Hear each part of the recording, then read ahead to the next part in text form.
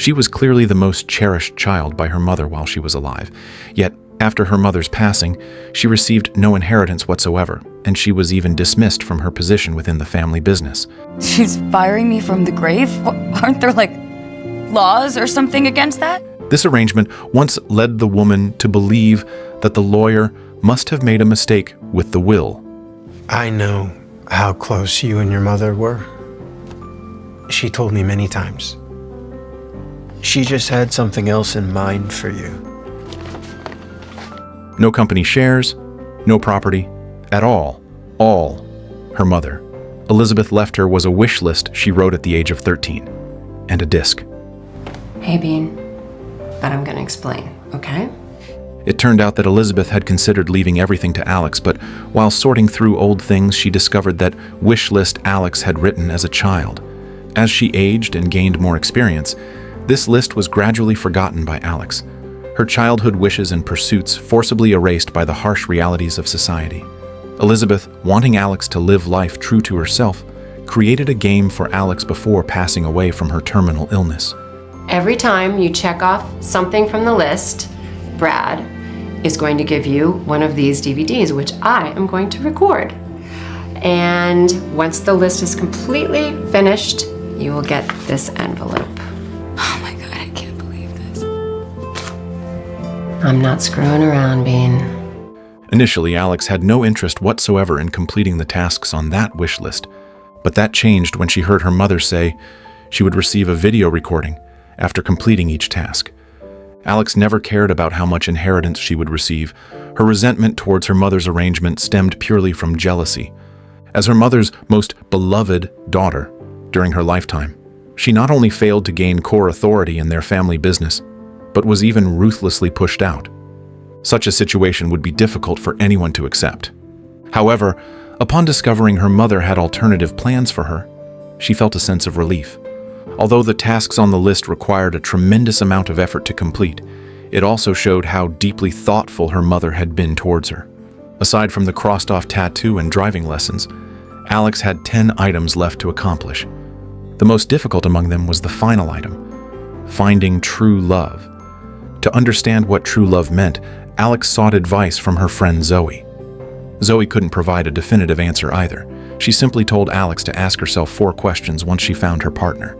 1, can you tell him everything in your heart? 2, is he kind? 3, does he help you become the best version of yourself? 4, can you imagine him as the father of your children? Eager to get the remaining videos quickly, Alex sought out Brad, the young lawyer her mother mentioned, the one who announced the will. She apologized for her previous attitude and officially started this game.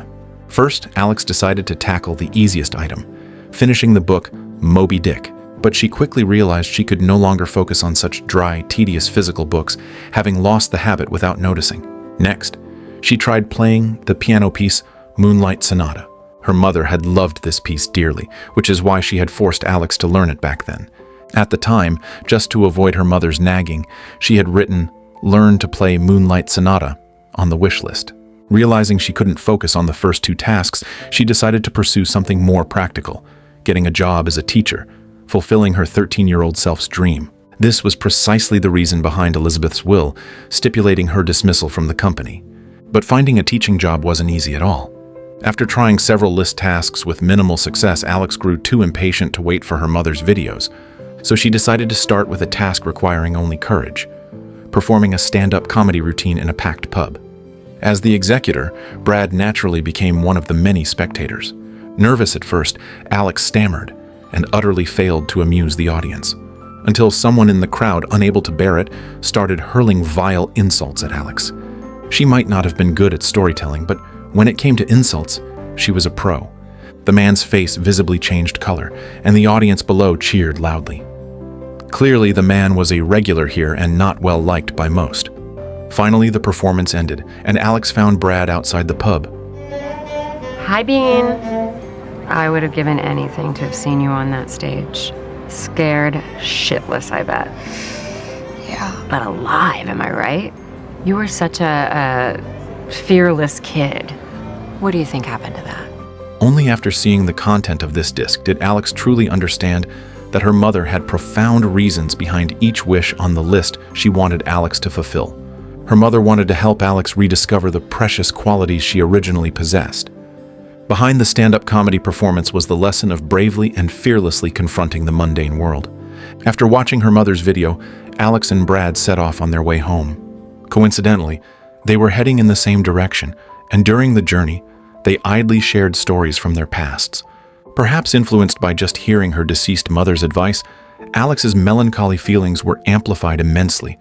Secrets she hadn't even shared with past boyfriends poured out to this man she had only met 3 times. Venting her heartfelt thoughts lightened Alex's burden considerably, and she began to seriously dedicate herself to completing the tasks on the list.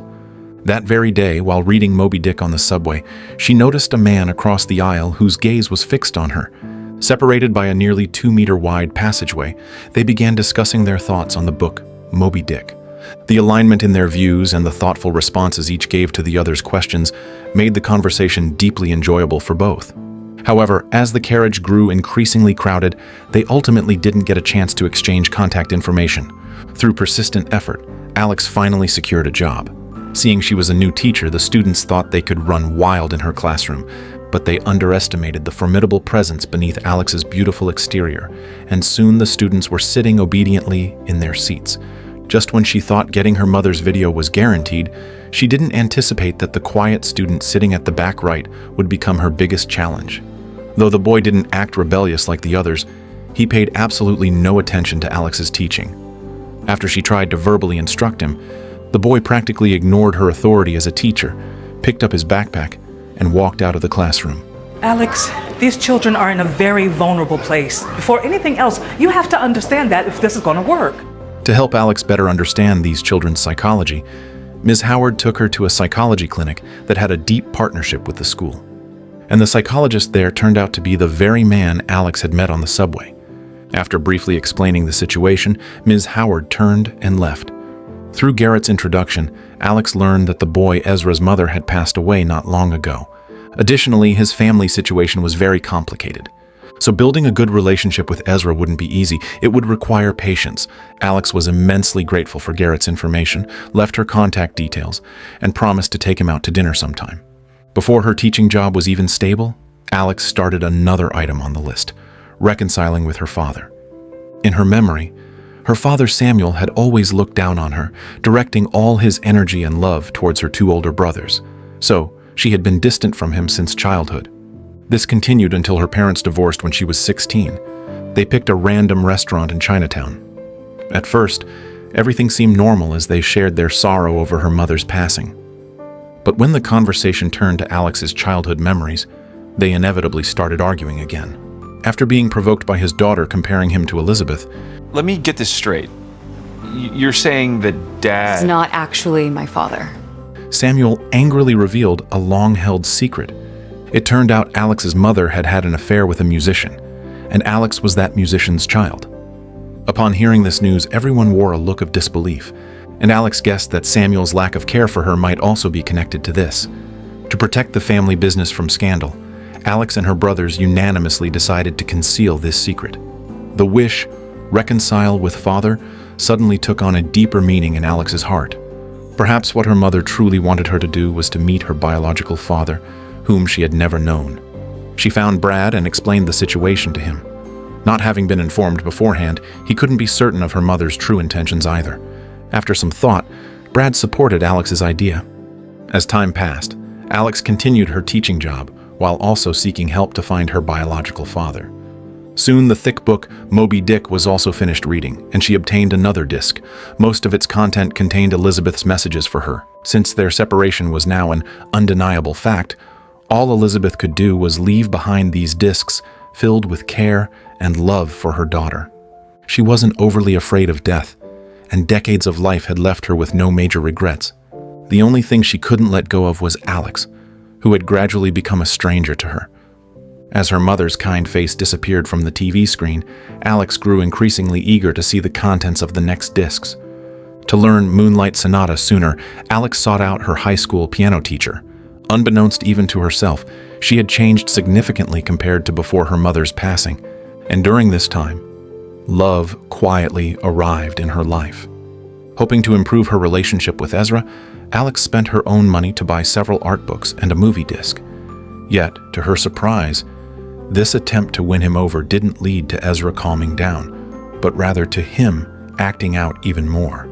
Finally, Alex couldn't face the child calmly anymore and sought Garrett's help once again. I'm late for a meeting and I have this thing later, hence monkey suit. Hey, why don't you come with me? My date cancelled and we can talk about Ezra or anything you want to talk about. Partly because she hadn't yet fulfilled her promise to take Garrett to dinner, and partly because she needed his help now, Alex agreed to his suggestion and accompanied him to this business-heavy networking event. After an in-depth discussion about Ezra's situation, Garrett went to the coat check to leave his suit jacket. And just as Alex was wandering around, a familiar figure appeared in her line of sight. Through Brad's introduction, Alex learned that this woman who suddenly appeared was his girlfriend, Nina. As they were exchanging polite conversation, Garrett appeared. Coincidentally, both Brad and Nina actually recognized him. And you are special. Nina and I had a disastrous date a long time ago. It's impossible to have two alphas in a relationship. Someone always has to be the beta. With this connection, the atmosphere of their chat became lively. From feeling awkward and restless at the start to later letting go of her inhibitions, Alex felt a sense of release she hadn't experienced in a long time. On the way back, aided by the buzz from the alcohol, Garrett boldly confessed his feelings to Alex, and Alex responded with enthusiasm. Their liking stemmed from love at first sight on the subway. But would their love truly last? Would the 4 questions Zoe once told Alex about come true in this relationship? In the following period, nourished by love, Alex completely emerged from the shadow of her mother's passing. Seeing the disc earned for completing the Moonlight Sonata task again, her mindset was now entirely different. Together with Garrett, they completed the task of doing a charity event. In the dance hall, she ran into Brad, and in front of the notary himself, she fulfilled her childhood dream of dancing in a bar. Reality seemed magical, with all good things arriving as if swarming in. Under Alex's patient and earnest teaching, Ezra was finally won over. The sketchbook drawing depicted the figure discussed in Alex's first class, and Ezra had surprisingly used text to create a portrait. After watching her mother's recorded disc, Alex wholeheartedly invested in her relationship with Garrett, no longer rushing the remaining tasks on the list. The honeymoon phase is always beautiful. Both people are good at disguising themselves, showing their best side to the other. But as time together increases, the perfect partner in each other's eyes inevitably starts to reveal flaws. Alex and Garrett were no exception. That day, meeting Brad to exchange a disc, they ended up talking on a park bench since neither had anything else to do. When asked how her relationship with Garrett was progressing, a troubled expression appeared on Alex's face. I don't know, it's kind of like we live entirely in his world and only occasionally will he visit mine. Yep. Brad offered his perspective on this point. This phenomenon is actually quite understandable, or put more plainly, Garrett had some traditional masculine traits, and Alex was also a strong-willed woman inside, so it wasn't surprising their clashing personalities led to such issues in the relationship. Examples like this are common in life. The only solution is to meet halfway, frequently communicating problems and resolving them effectively. After hearing Brad's advice, Alex suggested to Garrett that, same evening, they find a time to visit her family home together. Seeing Garrett's confusion, she repeated what she had said to Brad earlier that day. You always say that I should work harder at unraveling my feelings, so here they are, unraveled. Thank you, and I'm sorry. I'm sorry, you're right. I'm a really bad guest because I'm a bit of a control freak. Garrett's honesty and sincere attitude immediately won back Alex's favor. But on the agreed day, when Garrett and Alex's friends arrived at her house, an unexpected thing happened. While Alex went to the kitchen to cook, Megan immediately went to look at the list, wanting to check Alex's progress. Megan was pointing specifically at Alex's find true love wish. Get with the program, Garrett. She's only got till New Year's. Although Garrett had heard Alex mention this list, he wasn't aware of its specific contents. Learning today that find true love was an item, and that it still hadn't been crossed off, couldn't help but make Garrett overthink. After 2 agonizing hours and seeing all the friends off, Garrett couldn't suppress his curiosity and asked, "After we got together, why didn't you cross off the find true love wish on your list?" Yeah, I don't know what was more insulting, the fact that you hadn't checked it off yet, or the fact that in some weird unconscious way you're only with me to get your inheritance. I don't give a shit about the money, Garrett. Is that really what you think of me? The existence of the Find True Love list task inevitably made Garrett question whether Alex's love for him was pure. One party voiced their inner doubt fueled by alcohol. The other felt misunderstood. Just like that, the first rift appeared between them since they met. And for the next few days, they didn't contact each other at all. Soon, good news broke through Alex's newly clouded life. Brad, through a friend, had located her biological father. Originally, Alex intended for Garrett to take her, but their relationship was still strained, so she had to ask Brad for help instead. According to him, he and Nina had recently planned a trip to relax anyway, so taking Alex along was simply convenient. But was that truly the case? In the first half of the trip, nothing seemed out of the ordinary. Until Nina noticed that Brad seemed more emotionally engaged with Alex than with her. In the latter part of the trip, she pretended to sleep to test her suspicion. It unfolded exactly as expected. God, Nina's so beautiful. She has a neck like Audrey Hepburn. You should check out her ears. Maybe even Brad didn't realize it himself, but being the notary allowed him to spend more time with Alex, and feelings had quietly developed. And the observant Nina, through their conversations about her, sensed this slight unease. Once this doubt took root, no matter what Brad and Alex did, it made Nina's mind race with suspicion. Nominally, this trip was her vacation with Brad. Bringing Alex was just incidental. Yet now it felt like she was the third wheel. That evening, Alex's door was knocked on. Brad was ready to take her to meet her father anytime. Where's Nina? She had a work emergency. Luckily, she was able to get a flight back to New York. Carrying a mix of excitement and nervousness, Brad brought her to the bar where Johnny was performing. After locating their target, they found a seat.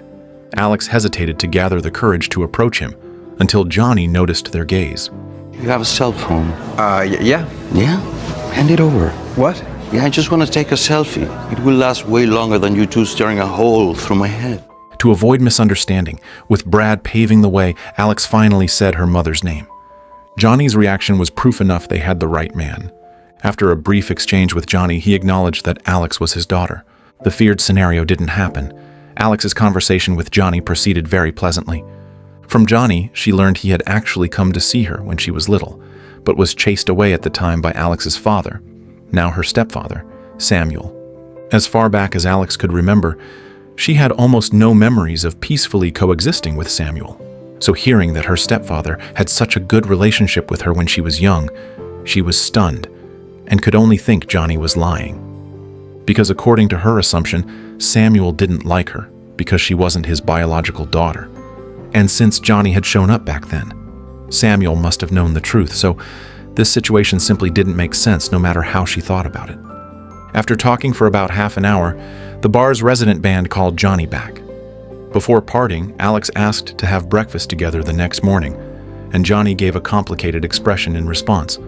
Lost in the joy of reconnecting with her father, Alex didn't notice the subtle change in his demeanor. Led by Brad, they didn't rush back to the hotel. Instead, using celebration as a reason, they found a relatively quiet bar to talk freely about dreams and ponder life. Their joyful mood combined with the slight buzz from the drinks made them start dancing freely together in the sparsely populated room. It wasn't until late at night that they drunkenly returned to the hotel corridor. The quiet atmosphere made the mood between them feel strange. Nearly a year had passed since they met when he announced the will until today. Not only had their lawyer-client relationship remained unbroken, but they also frequently discussed the list matters. And sometimes when encountering problems, Alex would consult Brad for solutions. Everyone has an emotional side to some degree, especially after they had drunk so much. The next morning when Brad woke up, Alex was nowhere to be seen beside him. He searched around and finally spotted Alex sitting by the window in the hotel lobby downstairs. Part of me knew he wasn't coming. Yeah. But I'm not gonna cry. Well, you can, if you want to. Alex had harbored this worry even before coming. Her mother and Samuel had been divorced for so many years. If Johnny had wanted to acknowledge her, he would have done it long ago. There was no need to wait until today. As for the specific reason, Alex no longer wanted to guess. After traveling through the night, they soon returned to New York. Before getting out of the car, Alex thought about what happened the previous night. Last night was wonderful, but it was a mistake. You have this amazing girlfriend. Nina didn't go back because of work. We got in a fight and broke up. What was the fight about? You. Instantly, Alex's heart filled with guilt. Although Brad explained that his relationship with Nina had always had problems, that didn't erase her remorse. Just as she was questioning Brad why he hadn't told her earlier, Garrett passed by not far in front of the car, heading precisely towards Alex's residence. Suddenly, her thoughts became even more complicated. Then she firmly made 2 demands to Brad. First, forget everything that happened last night. Second, from now on, unless it's work-related, they should preferably never meet again.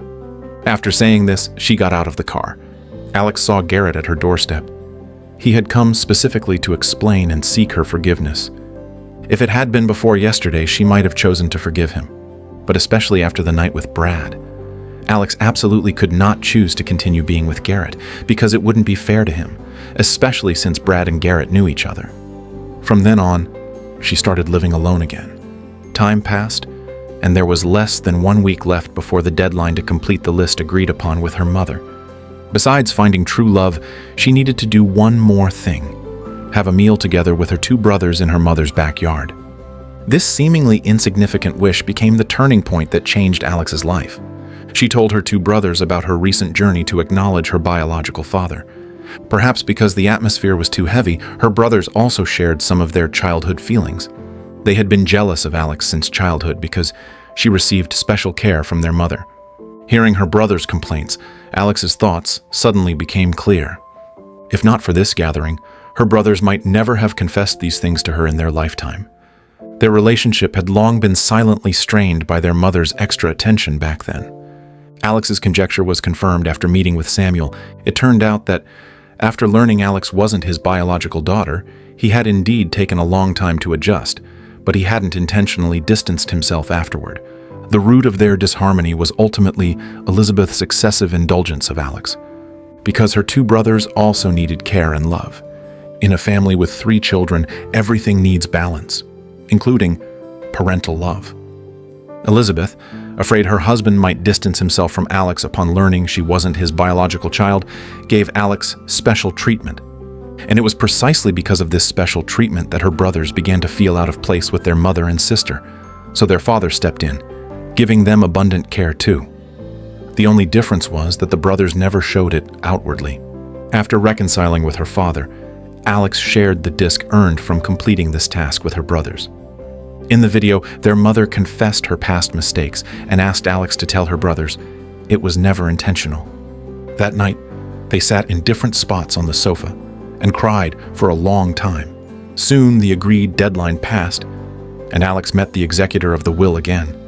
But this time, it wasn't Brad. Suppressing her confusion, she quietly listened to the lawyer's explanation. Your mother didn't think it was fair to expect you to find true love with a ticking clock. And I quote, "I just hope she won't settle for less." Your inheritance, my dear. Although she hadn't found true love, she still received a mysterious envelope left by her mother. Opening it, she found the deed to the house filled with childhood memories, and one final disc. Returning home, she eagerly turned on the TV to watch it. I want to say that being your mom has been the joy of my life. And now you're at a new beginning. And I will not be haunting you anymore. No more lists and ultimatums. In Alex's heart, the moment her mother truly passed away wasn't when the hospital machine showed her heart stopped, but when this disc began to play. Compared to the previous videos, her mother's words on this disc were filled with reluctance to leave Alex and deep concern for her future happiness. The soundless goodbye in her mother's video finally drew the curtain on her own life, while also announcing the true beginning of Alex's new life. Zoe, what are the 4 true love questions? Brad, resting on the sofa, was startled awake by the sound of a vehicle collision. Looking through the glass, he saw one of the cars was his own.